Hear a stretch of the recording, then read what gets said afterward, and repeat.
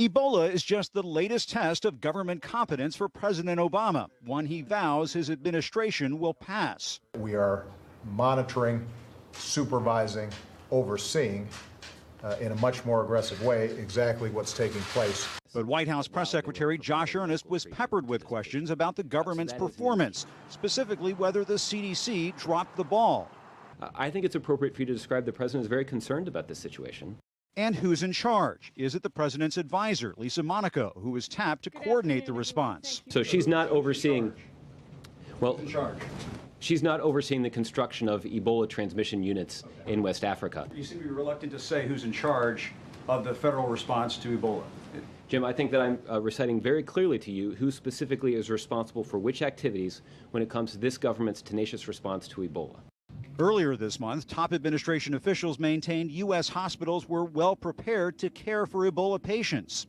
Every hospital in this country has the capability to isolate a patient. But that wasn't the case at the Dallas hospital that was treating Ebola victim Thomas Duncan.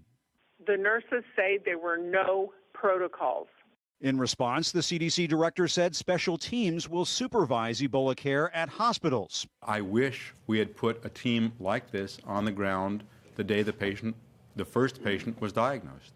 But then the CDC shifted gears again, announcing that the latest patient to contract the virus, a nurse, will be transferred to the Ebola experts at Emory Hospital in Atlanta.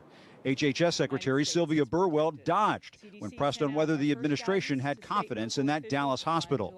We have added additional staff from the CDC. With all due respect, Madam Secretary, you're not answering my question. Any further mishaps in the CDC's handling of Ebola could be added to the list of administration foul-ups. The president himself downplayed the possibility of Ebola surfacing in the U.S. In the unlikely event that someone with Ebola does reach our shores, we've taken new measures so that we're prepared here at home. Now he maintains the White House is on top of it. We have the public health infrastructure and systems and support that make an epidemic here highly unlikely. But obviously, one case is too many.